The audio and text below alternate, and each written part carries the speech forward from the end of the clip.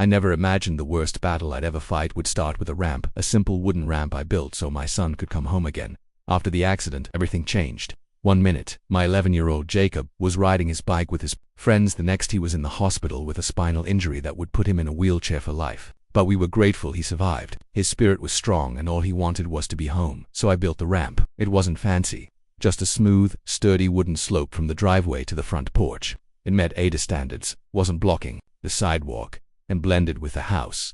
But 2 days later I found a bright orange violation notice taped to my door.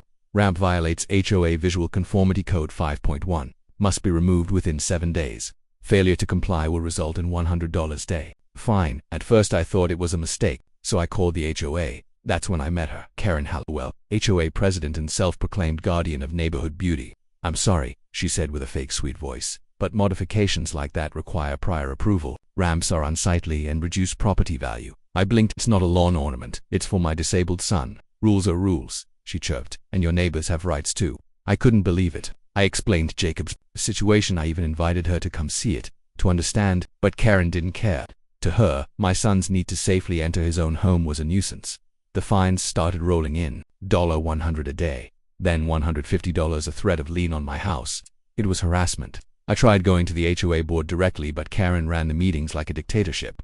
She'd shut me down, mute my Zoom mic, or skip over my name entirely, but she messed with the wrong dad. I started researching not just HOA rules but federal law, and I found gold. The Americans with Disabilities Act, ADA, explicitly prohibits housing discrimination, including blocking access modifications, and I found something else too. Karen's own house had a history of permits denied for a patio expansion years ago. A little digging at City Hall showed her work had never been inspected and likely violated code. So I called a lawyer and filed a formal complaint with the Department of Housing and Urban Development HUD for disability discrimination. At the same time, I submitted a building safety inspection request to the city about unpermitted structures on Karen's property. That's when the storm hit. 3 weeks later, a city inspector showed up at Karen's door. I happened to be watering the plants and saw her face when she opened it. Pure panic. Turns out, the inspector found improperly wired backyard lighting code violation, a rotting deck extension with no permit, termite damage in an attic structure she'd built herself the following week. She got served with a notice of violation and condemnation review.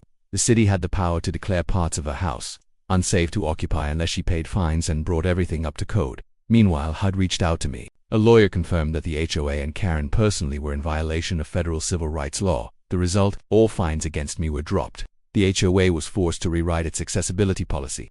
Karen was removed as president by emergency vote. The HOA had to pay a settlement for emotional distress and legal fees. But the best part, the same ramp Karen wanted gone. It's still there, and now it's protected by law. Jacob comes home from school every day, wheels up that ramp, and gives me a smile that melts away every bit of anger. The neighbors, they started speaking out. Turns out many were afraid of Karen too.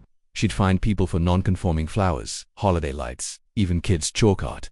Once she was gone, people started living again. Porches got decorated, kids played outside, and ramps were no longer threats, they were symbols of love. And Karen, she had to live in a motel for 3 weeks while her house was fixed. She sold it 6 months later and moved out of state, all because she thought a ramp was too ugly. I didn't just build a ramp, I built a bridge between what's legal and what's right. And I'll say this to any HOA bullies out there: don't mess with a parent trying to protect their child. We don't lose.